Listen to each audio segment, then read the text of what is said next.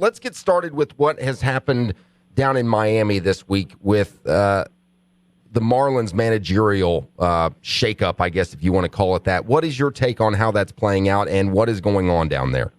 Yeah, so they fired Mike Redmond, who had been on the hot seat about like a week into the season, and then the Marlins sorted things out a little bit and then fell back in the tank, and so they moved GM Dan Jennings to the bench, which was, it's an odd move. I can't recall anything else that's been quite in the same line, going from a GM to a manager. In a weird way, it's sort of a step down, but it's also, this is a guy who's put this team together along with the rest of the front office. So it's just going to be very interesting to see. It has a chance to be a genius move. It has a chance to be a complete and utter failure if Jennings can't figure himself out in terms of making the day-to-day moves, the inning-to-inning moves that happen very quickly down on the field. But certainly at 16-24, they've lost the first two games already under his head. So they need to turn things around quickly. There's more talent there than they've played so far than they've showed, but it's going to be very odd to watch, I think. Well, I know he's got a lot of experience scouting and that type stuff, and a lot of experience in the GM office. But does he even have a clue? I mean, does the guy even have a chance, regardless of how hard he works at it? As far as the coaching end on the bench, does he have a chance? No, I think, look, managing it's not rocket science. I think as he said himself, managers don't really win the games, but you can lose them if you're not sort of aware. I think he'll be okay.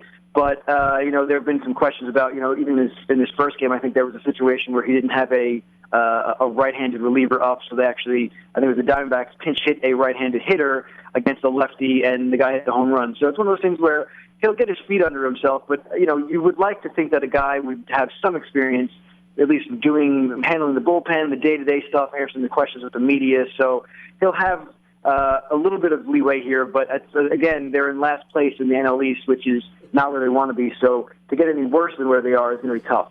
Well, as you said, this could either be one of these, like, we could look back on this and go, that was a genius move by Jeff Loria, or it could be a complete and total disaster. What's your gut tell you? I know it's still very early and maybe too early to tell, but I know what the reaction was to the story when it first came down. But your gut, what does it tell you that this is going to play out like for the rest of the season? I think I have my doubts about the move overall, but I do think that it does come down to the players for the most part. Giancarlo Stanton's having a solid season, certainly. But the rest of their team, and obviously Dee Gordon is too, their big second base acquisition, who's still hitting over 400. But the rest of the team has been dealing with injuries and ineffectiveness. So if they can turn things around, get guys like Marcell Ozuna, Christian Yelich going well, then at some point they'll get Jose Fernandez. If they can turn things around, I think it will be ultimately on the players. But it was just an odd, awkward move, and they're going to have to overcome that, I think, to an extent.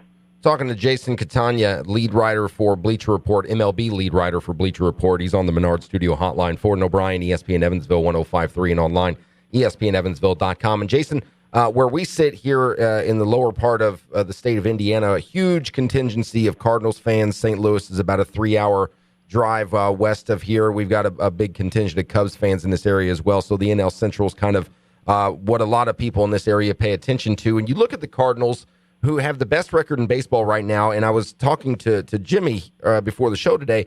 I've gotten to the point where they're so good, I forgot that they don't have Adam Wainwright anymore. Like they've been. It's almost like when that story broke that he was going to be out for the rest of the year, you thought, oh boy, is this where the wheels fall off for the Cardinals? And they've been able to handle it as well as expected, I guess. Is this something they can maintain through the season? Do they have the personnel that they can continue to push and play like they have been playing? I don't know that they're best team in baseball for sure, which is what they are now at 26-13. But they're sort of they're almost so consistently good as what you're saying that they're boring. Like you do sort of overlook them in sort of conversations about who is the best team in the sport. I think even without Wainwright, they have the best ERA in the game right now at 2.79. They're the only team with a sub-3 ERA as a team, so that's impressive. Being without him for going on, I think, 3 weeks or so now. Michael Wacha looks like he's back to being, the future ace that he was going to be a couple years ago before his injury. So between those guys and John Lackey, the veteran presence, the Matt Hollidays who are always hitting over 300, Giant Peralta. We still haven't seen anything crazy out of Jason Hayward, who was their big offseason acquisition as far as on the offensive side. I think that there is still some room for growth. But, yeah, I think it's one of those things where they will be good. They're the class of that division for me. But at some point, with this young pitching, you're going to start missing Wainwright and the 220 innings that he did provide year in, year out as a number one type starter. Well, we talk about the Marlins managerial situation down there, but talking about the Cardinals, how much credit do you give Mike Matheny with the way this team's played so far this season? He's got to get a good chunk of it, certainly. I mean, he's had his ups and downs as the manager. I think it sort of gets blown out of proportion a little bit in the postseason when he makes some of his questionable moves. And I think it's funny where the day-to-day managing over 162 games, you kind of don't really look at it too much. And then in the postseason, every game, every inning, every out is so focused that everybody wants to criticize when a guy doesn't make the move that might be the right one or could easily be second guessed. But I think Matheny overall does a good job. He's very even-keeled with this team. He knows the players really, really well. He puts them in positions to succeed. And it helps when a guy like Trevor Rosenthal, who was shaky last year at the back of that bullpen, is off to a great start this year, and you don't really have those situations where you can second-guess him as much. So Matheny's done a good job so far. Well, and he's in that situation, too. As a former player, he can relate to those kind of guys where you jump back to that Marlins situation. I don't know that Dan Jennings will have that ability with the guys he's got down there. But, again, it's kind of early in that tenure, and we'll see how that one all plays out. Jason Catania from Bleacher Report joining us on the Menard Studio hotline. It is Ford and O'Brien, ESPN Evansville 105.3, and online, ESPNEvansville.com. And as I told you, Jason, we've got just as big of a Cubs fan base in this area as we do a Cardinals fan base. Maybe a little more Cardinals, but it's still sizable Cubs fan base here, and we're a Cubs affiliate. Every year it seems like with this team, there's always some ray of hope with the Cubs, and then by about this time, the wheels completely fall off, and you pretty much can write the Cubs out of it. This year feels different. Can we officially say the Cubs have finally turned that corner? Yeah, no, I think it should feel different. Whether it's Anthony Rizzo, who looks like a legitimate MVP candidate, right up there with a Bryce Harper, which is saying something considering the run that Harper's been on. I feel like Rizzo doesn't get enough pub. In a weird way, we've been talking so much about the Jorge Solers and Chris Bryant and Addison Russells, who are deserving of all that pub, but Anthony Rizzo is a fantastic player. He's an offensive force. He's sort of like what Joey Votto was, a handful of years when he was an MVP in 2010. Bringing in John Lester, who they spent a lot of money, but he's clearly, top of the rotation arm that they were needing to go along with Jake Arrieta, and Jason Hamill, who's another guy who gets no credit. I think his ERA is right around 2.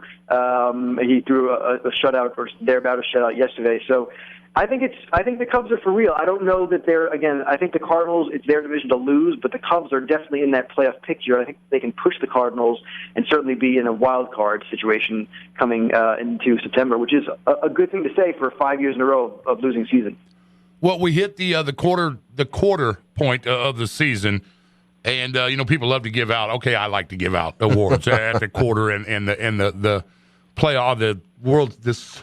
All-Star break. All-Star break. There Thank you very much. At the All-Star break, the quarter pole, All-Star break, all that fun stuff, give out some awards, whatever. Would Chris Bryant from the Cubs, as much as he was hyped, I said it a few weeks ago, this may be one of the first guys that they hype so big that's kind of living up to it. Would he be your Rookie of the Year at the quarter pole?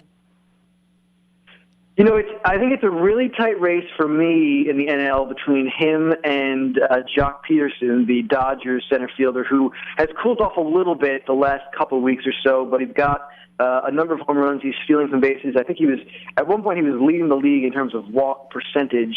I think the fact that Bryant missed those first, 12 games or so, might put him behind Peterson for me right now, but I think if you're asking me to pick a guy going forward who's going to win it, I'm having a tough time picking against Bryant. He just looks like very much the real deal. Jason Catania from Bleacher Report, our guest on the Menard Studio hotline. It's Ford and O'Brien, ESPN Evansville 105.3, and online, ESPNEvansville.com. Pitching for the Cubs seems to be, at least at this point in the season, a little bit of their Achilles heel to some degree. They've got, like you said, the Anthony Rizzo's and the Chris Bryants and the Addison Russells, the Jorge Solers. They've got the bats working, but the pitching has come up a little short on a few different occasions. Do they go out, and I know they just traded away Castillo to bring in another arm. Do you see them making more moves as the season goes on and maybe before the trade deadline to maybe acquire maybe not necessarily a big-name pitcher, but at least another solid either reliever or someone to bolster that bullpen a little bit? Yeah, I think that makes sense for me because they do have, whether it's some injury or ineffectiveness could always hamper some of these guys. And the bullpen certainly, they've moved Edwin Jackson back there. Jason Mott hasn't been the greatest in his bounce-back season. At some point, they'll maybe get Neil Ramirez back. But yeah, I think whether it's bullpen or rotation, they could use a guy, maybe like a Scott Kazmir who seems to have, found a second or third life with the Athletics, who might look like they could become sellers soon. So, again, not necessarily a Cole Hamels front name type of guy or Johnny Cueto, but if they can get another, mid-rotation guy to sort of deepen that five-man, I think that would be where you're looking for the Cubs to go this year.